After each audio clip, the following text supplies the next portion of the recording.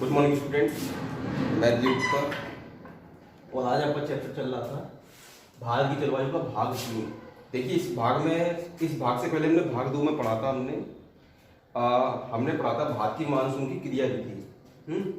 अब उसके बाद हमें यहाँ पर कुछ ऋतुएं होती हैं। तो भारतीय मौसम विभाग ने भारत की ऋतुओं को 4 भागों में बांटा है ना। इसने IMD ने, इंडियन मेट्रोलॉजिकल डिपार्टमेंट, IMD, ठीक है, भारत मौसम विभाग। तो पहली है शीत ऋतु, दूसरी है ग्रीष्म ऋतु, तीसरी है वर्षा ऋतु और चौथी है शरद ऋतु। देखिए शीत ऋतु होती है वो मध्य दिसंबर से मध्य मार्च तक चलती है। इसके बाद ग्रीष्म ऋतु होती है जो मध्य मार्च से मध्य मई तक चलती है। इसके बाद वर्षा ऋतु होती है जो जून से सितंबर तक चलती है। और इसके बाद शरद ऋतु होती है जो अक्टूबर से मध्य दिसंबर तक चलती है। तो देखिए इन हर ऋतु का अपने आप में एक विस्तृत वर्णन है, जिसको मैं आपको यहाँ पर वर्णन में आपको PDF में दे दूंगा, है ना। मगर आपको इस ऋतुओं की कार्य प्रणाली को समझना पड़ेगा, क्योंकि इस पेपर में प्रश्न आ सकता है कि भारत में ग्रीष्म ऋतु के दौरान की जो दशाएं हैं उनका वर्णन कीजिए, या शीत ऋतु के दौरान दशाओं का वर्णन कीजिए। तो आप कैसे करेंगे इसको हमें देखना। तो देखिए सबसे पहले है हमारी शीत ऋतु। तो शीत ऋतु के दौरान क्या होता है, आपको मालूम है शीत ऋतु के दौरान जो है वो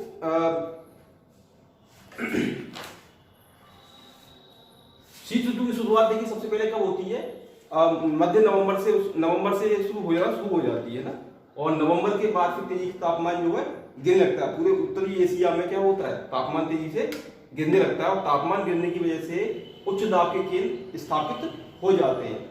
और उच्च दाब के केंद्र कहाँ पर स्थापित होते हैं, सबसे पहले तो आपको बता दूं बैकाल झील के पास जो रूस में है वहां पर मध्य एशिया में, और इसके बाद उत्तर पश्चिमी भारत में उच्च दाब के केंद्र स्थापित हो जाते हैं। यानी शीतकाल में क्या होता है, पूरा जो स्थल है वो ठंडे हो जाते हैं तेजी से, और उन पर जो है उच्च दाब स्थापित हो जाता है। इस दौरान एक महत्वपूर्ण घटना ये है कि जो पश्चिमी जेट स्ट्रीम होती है वो भी स्थापित हो जाती है। और पश्चिमी जेट स्ट्रीम जो है कहाँ तक आ जाती है, वो आपके हिमालय तक आ जाती है, और हिमालय से टकरा करके 2 भागों में बट जाती है, जैसा कि हमने जेट स्ट्रीम संकल्पना में देखा था, है ना। तो इसके बाद क्या होता है, जेट स्ट्रीम आने के बाद जो उत्तर पूर्वी व्यापारिक हवाएं बहने लगती हैं उत्तर पूर्व से दक्षिण पश्चिम की तरफ, जिनको हम शीतकालीन मानसून कहते हैं, है ना। और क्या होता है, ITC होती है वो दक्षिण में खिसक जाती है, इंटर ट्रॉपिकल कन्वर्जेंस जोन, है ना। तो ITC जेट होता है वो क्या होता है, वो दक्षिण में खिसक जाता है ना। और उत्तर पश्चिम भारत में क्या होता है, एक प्रति चक्रवातीय कोशिका स्थापित हो जाती है। एक प्रति चक्रवातीय कोशिका जो है स्थापित हो जाती है। कहां पर किसके साथ आती है वो प्रति चक्रवातीय कोशिका, वो आती है आपकी जेट स्ट्रीम के साथ में, है। तो शीत ऋतु में ये सब होता है। अब देखिए शीत ऋतु के दौरान तापमान कैसा होता है। शीत ऋतु में आपने देखा होगा तापमान जो तेजी से गिरने लगता है ना। जो हिमाचल प्रदेश है, कश्मीर है, सिक्किम है, यहाँ पर तापमान जो 10 डिग्री सेंटीग्रेड से भी नीचे पहुंच जाता है। और जो हरियाणा है, पंजाब है, पश्चिमी उत्तर प्रदेश है, राजस्थान है, यहाँ पर तापमान जो है 15 डिग्री सेंटीग्रेड के आसपास होता है ना। परंतु पहाड़ों पर और कुछ स्थानों पर जो तापमान बहुत तेजी से नीचे गिर जाता है। अगर आप भारत के मैप को देखें तो उत्तर पश्चिम से या उत्तर से दक्षिण भारत की तरफ चलें तो तापमान तेजी से बढ़ने लगता है ना। यानी उत्तर जाने पर क्या होगा, तापमान गिरता जाएगा जैसे जैसे हम समुद्रों की तरफ जाते जाएंगे, किनारे की तरफ, है ना। यानी कि हम कश्मीर से दक्षिण में चलें या महाराष्ट्र की तरफ जाएं, केरल की तरफ जाएं, तापमान बढ़ना शुरू हो जाता है। तो इस वजह से क्या होता है कि जो आंतरिक भागों में धरातल के तापमान कम होता है, जबकि जैसे जैसे समुद्र की तरफ जाते जाते तापमान बढ़ता जाता है ना। और इसमें एक विशेषता होती है कि पूर्वी तट के बजाय पश्चिमी तट का तापमान जो है वो उसका औसत थोड़ा अधिक होता है। 1.7 डिग्री सेंटीग्रेड जो है वो औसत अधिक होता है ना। अब इस दौरान देखिए वायुदाब तथा पवनें कैसी होती हैं। देखिए वायुदाब कहाँ होता है, जब स्थल ठंडे होते हैं शीत ऋतु में तो स्थल ठंडे हो जाते हैं तो वायुदाब स्थलों पर स्थापित हो जाता है। और सागरों की तरफ क्या होता है, निम्न वायुदाब स्थापित होता है। तो हवाएं किधर से किधर चलेंगी, ठंडे स्थलों से, यानी स्थल भाग से समुद्र की तरफ हवाएं चलेंगी, है ना। तो इस दौरान क्या होता है, शीत ऋतु में जो हवाएं होती हैं, जो वायुदाब होता है वो समुद्रों से और स्थलों के अंदर आप जाते जाओगे तो बढ़ता जाएगा, है ना। तो हवाएं स्थलों से सागरों की तरफ चलना शुरू कर देती हैं। वर्षा देखिए, शीत ऋतु में आपने देखा होगा कुछ वर्षा जो है वो पश्चिमी विक्षोभों से होती है ना। पश्चिमी विक्षोभ मतलब क्या होते हैं, जो जेट स्ट्रीम की शाखा है वो भूमध्य सागर से और फारस की खाड़ी से कुछ नमी अवशोषित कर लेती है, जिसको उत्तर पश्चिम भारत से प्रवेश करते हैं, जिसको पश्चिमी विक्षोभ कहते हैं। इसके साथ थोड़ी मात्रा में 10 सेंटीमीटर के करीब बारिश हो जाती है शीत ऋतु में, है ना, जिसको हम महावट भी कहते हैं, आपने सुना होगा हमारे यहाँ पर, है ना। तो इस दौरान जो बारिश होती है वो 10 सेंटीमीटर के करीब हो जाती है और रबी की फसल के लिए काफी महत्वपूर्ण होती है ये बारिश। तो शीत ऋतु में ये बारिश होती है ना। तो ये थोड़ी सी बारिश होती है, इसको हम महावट कहते हैं, है ना। इसके अलावा कुछ मात्रा में वर्षा जो अरुणाचल प्रदेश में भी हो जाती है, असम में भी होती है ना। तो ये एक अलग मैटर है थोड़ा ना। तो देखिए शीत ऋतु में क्या होता है कि एक तो जेट स्ट्रीम की स्थिति छा जाती है ना। उत्तर पश्चिमी भारत पर प्रति चक्रवात की स्थिति बन जाती है। तापमान जो तेजी से कम होने लगते हैं धरातल पर, और धरातल पर उच्च वायु दाब स्थापित हो जाता है। पवनें जो है स्थल भाग से समुद्रों की ओर चलने लगती हैं, है ना, यानी उत्तर से दक्षिण की ओर समुद्रों में चलने लगती हैं, है ना। और वर्षा जो है वो न्यूनतम होती है। अधिकांश जो भारत का भाग है वो शुष्क रहता है। तो ये है हमारी शीत ऋतु की दशा है। इसके बाद देखिए ग्रीष्म ऋतु, है ना। ग्रीष्म ऋतु क्या होती है देखिए, है ना। जब सूर्य देखिए क्या होता है, ये इसकी मध्य मास से चलने लगती है, मध्य मास से मध्य मई तक, है ना, ग्रीष्म ऋतु देखिए, है ना। तो क्या होता है, मार्च के महीने आते आते क्या होता है, जो सूर्य जो है वो कर्क रेखा की तरफ अग्रसर होना शुरू हो जाता है। तो स्थल भाग पर क्या होता है, जो उच्च वायु दाब स्थापित था वो धीरे धीरे कम होने लगता है। क्यों कम होने लगता है, क्योंकि तापमान बढ़ने की वजह से स्थल भाग गर्म होने लगता है। गर्म होने की वजह से जो वहां पर निम्न दाब के केंद्र स्थापित होना शुरू हो जाते हैं और मध्य मई तक निम्न दाब के केंद्र स्थापित हो जाते हैं। कहां पर हो जाते हैं, आपके उत्तर पश्चिमी भारत पर, है ना। और उच्च दाब के केंद्र कहां पर स्थापित रहते हैं, समुद्रों पर, है ना। क्योंकि समुद्र जो है अभी तक इतनी तेजी से गर्म नहीं हो पाई है, परंतु स्थल भाग गर्म हो चुका है इस ऋतु में, जिसकी वजह से स्थल भाग पर निम्न वायु दाब और समुद्र के ऊपर उच्च वायु दाब स्थापित हो जाता है ना। तो ये है इसमें तापमान कैसा रहता है देखिए। इस समय तापमान जो है उत्तर भारत में आप देखिए तो जो पश्चिमी उत्तर प्रदेश है, राजस्थान है ना, और हरियाणा है, यहाँ पर कुछ भागों का तापमान जो है वो, या प्रायद्वीपीय क्षेत्र का कुछ जो तापमान है वो 40 डिग्री सेंटीग्रेड तक पहुंच जाता है ना। इसके अलावा कुछ भागों में उत्तर पश्चिमी भारत में तो 45 से 47 डिग्री सेंटीग्रेड तक भी पहुंच जाता है ना। जैसे गंगानगर में राजस्थान के में 54 डिग्री सेंटीग्रेड तक तापमान भी गर्मियों में पहुंच जाता है, ग्रीष्म ऋतु में पहुंच जाता है। यद्यपि दक्षिणी भारत में देखिए कुछ तापमान कम रहता है। दक्षिण भारत में जो औसत तापमान है वो 28 डिग्री सेंटीग्रेड के आसपास रहता है, क्योंकि वह समुद्र के समकालीन प्रभाव होते हैं, जिसकी वजह से वहां पर तापमान इतना नहीं बढ़ पाता है। इस वजह से ग्रीष्म ऋतु में जो है वहां पर तापमान उत्तर की जैसे जैसे आप आंतरिक स्थलों पर जाते जाओगे तापमान बढ़ता जाएगा, जैसे जैसे समुद्र की तरफ जाते जाओगे आप तो तापमान कम होता जाएगा, है ना।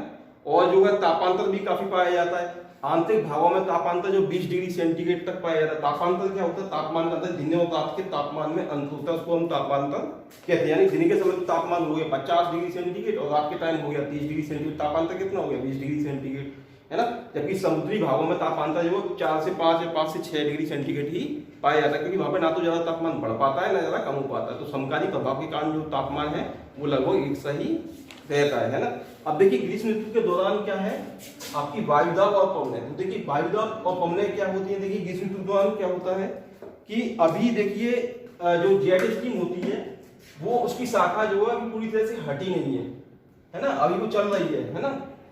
हालांकि मैंने आपको बताया था कि ग्रीष्म जो जेट स्ट्रीम है सॉरी जो पश्चिमी जेट स्ट्रीम है उसके साथ में क्या हो रहा है, जो प्रति चक्रवाती स्थिति है वो उत्तरी पश्चिमी भारत पर अभी भी स्थापित है। और उत्तर पश्चिमी भारत पर प्रति चक्रवाती स्थापित होने की वजह से एक तो ग्रीष्म ऋतु की वजह से पहले से ही स्थलों पर क्या है, क्या काफी मात्रा में निम्न वायु दाब के केंद्र स्थापित हुए हैं उत्तर पश्चिमी भारत पर, परंतु उच्च तलीय भागों में, उच्च तलीय यानी उच्च ऊपर भागों में, है ना, वायुमंडलीय भागों में प्रति चक्रवाती स्थिति के कारण क्या होता है, जो निम्न वायु दाब है वो उसको और ज्यादा बढ़ा देता है। तो निम्न वायु दाब अति निम्न वायु दाब हो जाता है, परंतु फिर भी वहां से हवाओं का पलायन नहीं हो पाता है, क्योंकि ऊपरी वायुमंडल में प्रति चक्रवाती स्थितियां पाई जाती हैं।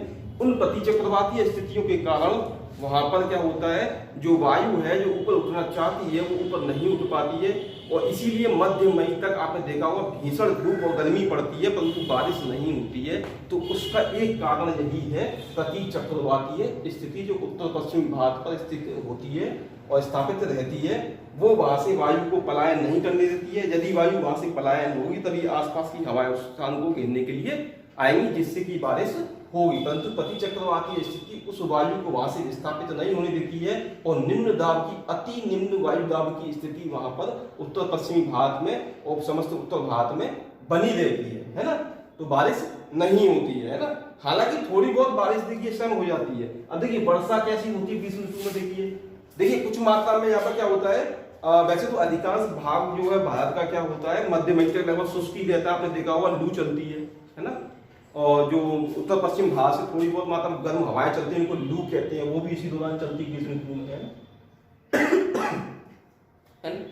और परंतु कुछ क्या होता है, कुछ यहाँ पर बारिश भी होती है ना। तो देखिए जब कभी ये गर्मी वाली हवाएं होती हैं, जो गर्म हवाएं होती हैं समुद्री समीर से थोड़ा बहुत मिल जाती है तो थोड़ी बहुत बारिश हो जाती है ना। तो देखिए पश्चिम बंगाल में जब इनसे बारिश होती है तो वहां पर इसको हम क्या कहते हैं, काल बैसाखी कहते हैं। और असम में हम इनको कहते हैं बोरडोई चिल्ला।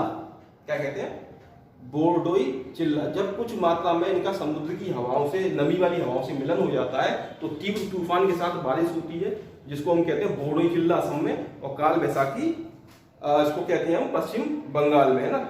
और क्या होता है देखिए, इसके अलावा दक्षिण भारत में भी थोड़ी बहुत मात्रा में बारिश हो जाती है, कर्नाटक और दक्षिण भारत में ना। कर्नाटक में जो बारिश होती है अप्रैल और मई के महीने में, उसको हम कहते हैं चेरी ब्लॉसम, है ना। चेरी ब्लॉसम यानी कि फूलों की बौछार, है ना। और आम वृष्टि भी कहते हैं दक्षिण भारत में इसको। आज भी आम की फसल के लिए लाभदायक होती है, आम काफी मात्रा में बहुत आता है ना। और कर्नाटक में इसको हम चेरी ब्लॉसम कहते हैं कि कॉफी की खेती इसके लिए बहुत इंपॉर्टेंट होती है ना। तो देखिए ये थे ग्रीष्म ऋतु के दौरान आपकी दशाएं, है ना। इसके बाद आती है आपकी वर्षा ऋतु। वर्षा ऋतु देखिए क्या होता है, वर्षा ऋतु के दौरान देखिए क्या होता है कि जो पश्चिमी जेट स्ट्रीम थी उसकी एक शाखा हिमालय से दक्षिण में जो चल रही थी वो मध्य जून तक क्या होता है विस्थापित होना शुरू हो जाती है और उसकी शाखा तिरोहित हो जाती है। दक्षिण से जो पश्चिमी जेट स्ट्रीम टकरा के जो दो भागों में बढ़ रही थी, वो दक्षिण वाली शाखा, हिमालय की दक्षिण वाली शाखा जो है वो जेट स्ट्रीम की, वो तिरोहित हो जाती है। और उत्तर पश्चिमी भारत पर जो पहले प्रति चक्रवातीय स्थिति थी वहां पर अब चक्रवातीय स्थिति स्थापित हो जाती है। तो चक्रवातीय स्थिति स्थापित होने की वजह से क्या होता है, वहां पर जो हवाएं जो ग्रीष्म ऋतु के कारण जो उच्च वायुदाब के केंद्र वो उठना चाहिए, हवाएं तेजी से ऊपर उठती हैं। और क्या होता है, मध्य जून तक जो ITCZ है, NITC है, वो उत्तर में खिसक जाता है ना। वो उत्तर में खिसक जाता है और SITC था वो उसको और धकेलता है। तो NITC क्या होता है, उत्तर में खिसक जाता है। उत्तर में खिसकने की वजह से क्या होता है, जो दक्षिण पूर्वी व्यापारिक हवाएं थी, है ना, जो साउथ दक्षिणी गोलार्ध की है ना, वो क्या होती हैं, वो भूमध्य रेखा को पार करके आती हैं। भूमध्य रेखा को पार करने के बाद उनकी जो दिशा होती है वो दक्षिणी पश्चिमी हो जाती है और यही मानसून के रूप में भारत में प्रवेश करती हैं। और उधर से उत्तर पश्चिमी भारत में क्या होता है, चक्रवातीय स्थिति क्या करती है, उन हवाओं को तेजी से ऊपर उठाती है, जिसकी वजह से जो समुद्र की जो तर हवाएं थी वो तेजी से वहां पर झपटती हैं। और इसी झपटने की वजह से इसको भारत को क्या कहते हैं, इसके भारत के मानसून का प्रस्फोट इसको हम कहते हैं। तो देखिए ये काफी कुछ मात्रा में क्लिष्ट है, मैं आपके सामने काफी सारी चीजों को बहुत स्पीड में बोल रहा हूँ तो आपको शायद समझ में ना आए, मगर मेरे वीडियो को आप कम से कम 2 से 3 बार सुनोगे तो काफी कुछ समझ में आ जाएगा, है ना। कुछ कठिन नहीं है इसमें, क्योंकि आपको लग रहा होगा कठिन कि मैं क्या पढ़ा रहा हूँ, क्या समझ में नहीं आ रहा है। क्योंकि देखिए शुरुआत के चैप्टर्स हैं भारत के भूगोल के, ये काफी टफ है और इतनी जल्दी समझ में नहीं भी आते, क्योंकि भारत का भूगोल अपने आप में एक टफ सब्जेक्ट है और इसको समझना थोड़ा टफ, मुश्किल तो नहीं है, पर देखिए थोड़ा टफ है ना। तो मेरी वीडियो को आप कम से कम 2 से 3 बार सुनिए तभी समझ में आएगा, आपको ऐसे समझ में नहीं आएगा। तो समझने के लिए आपको थोड़ा सुनना पड़ेगा और मेरे जो नोट्स मैं आपको दे रहा हूँ उसको आपको बार बार पढ़ना पड़ेगा, तभी एक एक लाइन को समझ के आप इस क्वेश्चन को आंसर को दे सकते हैं। तो वर्षा ऋतु में क्या होता है, ITCZ जो उत्तर में खिसक जाता है और जेट स्ट्रीम की दक्षिणी शाखा भी तिरोहित हो जाती है और उत्तर पश्चिमी भारत पर चक्रवातीय स्थिति हो जाती है। चक्रवात क्या करता है, नीचे से निम्न वायुदाब की जो हवाएं पहले से ऊपर उठना चाहती थी उनको और तेजी से ऊपर उठाता है, जिसकी वजह से आस पड़ोस की जो हवाएं होती नमी वाली तेजी से झपट्टा मारती है। झपट्टी मारने की वजह से वहां पर तेजी से वर्षा होती है जिसको हम मानसून का प्रस्फोट कहते हैं। तो देखिए ये थी वर्षा ऋतु के दौरान, है ना। तापमान कैसा रहता है वर्षा ऋतु में? देखिए वर्षा ऋतु में तापमान क्या होता है, गर्मियों में 40-45 डिग्री सेंटीग्रेड तक पहुंच जाता है, तो वर्षा ऋतु के वर्षा के आने के कारण क्या है, तापमान में कमी देखी जाती है। 10 से 60 डिग्री सेंटीग्रेड तक जो तापमान होता है वो 10 से 60 डिग्री सेंटीग्रेड तक कम हो जाता है ना। तो तापमान में थोड़ी बहुत कमी आ जाती है ना। और प्रायद्वीपीय भाग का जो तापमान है वो 25 से 30 डिग्री सेंटीग्रेड के बीच ही पाया जाता है ना। अब वायुदाब प्रवणताएं क्या होती हैं? देखिए उत्तर पश्चिम भारत में जो वायुदाब होता है वो समुद्रों पर अधिक होता है, और स्थलों पर क्या होता है, गर्मी की वजह से निम्न वायुदाब होता है। तो हवाएं जो है समुद्र से स्थलों की तरफ चलती हैं, क्योंकि ये हवाएं जो समुद्रों से आती है तो नमी लेके आती है, तो इसीलिए इसको हम दक्षिणी पश्चिमी मानसून भी कहते हैं। और इसी के साथ जो है बारिश होना शुरू हो जाती है। देखिए देश में 80% जो बारिश है वो दक्षिणी पश्चिमी मानसून से ही प्राप्त होती है। कितनी? 80% जो वर्षा की मात्रा है वो दक्षिणी पश्चिमी मानसून से ही प्राप्त होती है। और मानसून के जो आगमन होता है वो दो रूपों में। देखिए जो मानसून की जो शाखा होती है जो दक्षिण पश्चिमी मानसून की, वो क्या होती है आपको पता है, भारत की जो नीचे जो आकृति है वो कैसी नुकीली है ना। देखिए भारत की जो आकृति है वो नीचे से कैसी है, नुकीली है।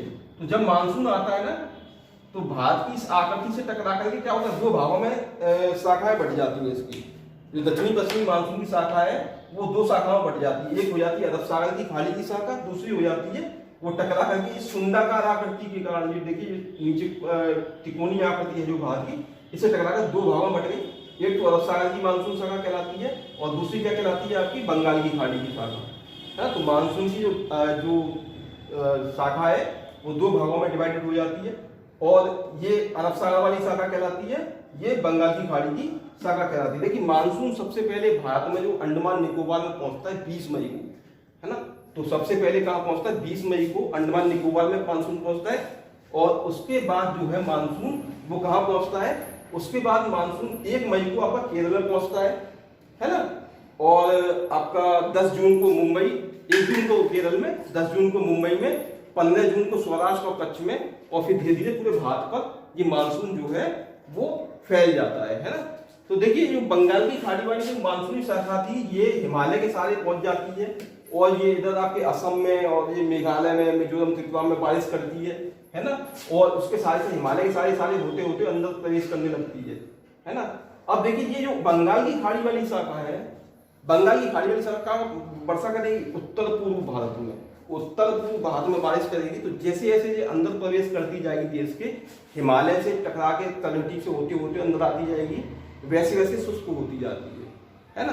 क्योंकि वो जो शुरुआत में जहाँ पर प्रवेश करती है वहीं पर सारा बारिश वो कर देती है। तो आपने देखा होगा पूर्वी उत्तर प्रदेश में काफी बारिश होती है, बिहार में काफी बारिश होती है, पश्चिम बंगाल में काफी बारिश होती है। परंतु जैसे जैसे हमने अंदर आती जाती है देश के, तो ये शुष्क होती जाती है, क्योंकि उनमें नमी की मात्रा जो है वो घटती चली जाती है। इसी प्रकार जो अरब सागर की शाखा है ये भी बड़ी मात्रा में पश्चिमी घाट पर काफी मात्रा में वर्षा करती है। और पश्चिमी घाट आपको पता है कि खड़े हुए जिससे तीव्र मात्रा में क्या होता है, जल जो टकरा करके व्यर्थ चला जाता है और समुद्रों में ही वापस चला जाता है। परंतु इसी से काफी सारी बारिश होती है। परंतु देखिए एक बात यहाँ पर और इम्पोर्टेंट है कि जो पश्चिमी घाट है हमारे, देखिए मैं आपके सामने मैप नहीं बना रहा हूँ, तो आप इसको इमेजिन करके चलें कि भारत का जो है वो जो चित्र है वो कैसा है। ठीक है, भारत का जो मैप है वो कैसा है। तो जैसे पश्चिम जो अरब सागर की शाखा है जो कैसे टकराती है, वो आपकी पश्चिमी घाट से टकराती है। तो पश्चिमी घाट टकराकर वो काफी मात्रा में वर्षा कर देती है। परंतु वर्षा करने के बाद जब वो ऊपर उठती है और जब पश्चिमी घाट को पार करके आंतरिक भागों में आती है तो उसमें नमी की मात्रा कम रह जाती है। इसलिए प्रायद्वीपीय भारत का जो काफी बड़ा क्षेत्र है वो वृष्टि छाया क्षेत्र में आ जाता है। वृष्टि छाया क्षेत्र, रेन शेडेड एरिया, है ना, रेन शेडो एरिया। इसलिए जो प्रायद्वीपीय भारत का अधिकांश क्षेत्र शुष्क रह जाता है ना, यहाँ पर थोड़ी वर्षा काफी कम मात्रा में प्राप्त होती है ना। तो ये है और देखिए ये फिर आगे बढ़ती जाती है शाखा, यही फिर पूरे उसमें वर्षा करती है। देखिए इन दोनों शाखाओं का जो मिलन होता है आगे बढ़ते बढ़ते वो माउंट आबू में होता है। माउंट आबू आपके राजस्थान में है ना। तो यहाँ पर इन दोनों शाखाओं का मिलन होता है। यहाँ पर माउंट आबू में घनघोर वर्षा करती है, इसलिए माउंट आबू में सर्वाधिक हरियाली और मतलब वनस्पतियां पाई जाती है, क्योंकि वहां पर बड़ी मात्रा में ये बारिश करती है ना। तो ये है बंगाल, तो सबसे इन दोनों ही शाखाएं इसमें इंपॉर्टेंट है। परंतु ये बंगाल की खाड़ी की शाखा इससे सबसे ज्यादा जो दक्षिण पश्चिम मानसून, इसी से भारत में सबसे ज्यादा बारिश होती है। अब देखिए, आपको इसमें कोई चीज अगर नहीं समझ में आ रही है तो आप इस मेरे वीडियो को 2 से 3 बार कम से कम सुने, तो आपको चीजें हो सकता है समझ में आ जाए। वैसे तो आपको समझ में आ जाएंगी, क्योंकि मैंने बहुत ही सरल लैंग्वेज में इसको बोला है, परंतु थोड़ा स्पीड में बोला है इसको मैंने। तो आप इसको कम से कम 2 से 3 बार सुने, और मैं इसकी पीडीएफ आपके में डाल दूंगा, तो आप पीडीएफ से इसको पढ़ लें। और कोई चीज समझ में नहीं आती है तो आप मुझसे कॉलेज में आकर के मिल सकते हैं, या बाद में हम कभी जब आपकी क्लासेस जब ऑफलाइन वाली स्टार्ट हो जाएंगी तब इस मैटर को हम वहां पर क्लियर कर सकते हैं। फिलहाल आप नोट्स बना के अपने काम को कंप्लीट रखिए, ये मेरा आपसे कहना है, क्योंकि आपका काम अगर नोट्स आपके कंप्लीट होंगे तो आप बाद में भी इसको समझ सकते हो। क्योंकि फिर मेरे लिए केवल लिखाना नहीं रहेगा, मेरे लिए केवल फिर लेक्चर ही रहेगा, तो मैं केवल आपको उसी चीज का लेक्चर समझा दूंगा, जबकि आपके पास नोट्स बने होंगे। तो जब आप नोट्स ही नहीं बनाएंगे तो बाद में आप कैसे समझेंगे चीजों को। इसलिए नोट्स बनाते चलें, और ये ना सोचें कि ये चीज हमको समझ में आ रही है या वो चीज हमको समझ में नहीं आ रही है। कोई चीज मान लीजिए समझ में नहीं आ रही है या कोई चीज तो बाद में हम इसको हम कंसल्ट कर सकते हैं, बाद में भी इसको हम समझा सकते हैं। तो ये आज पार्ट 3 था। इसके बाद कल एक पार्ट 4 और आएगा, जिसमें कोपेन का जो भारत की जलवायु के प्रदेशों का वर्णन है, तो मैं आपको कल बताऊंगा। ओके।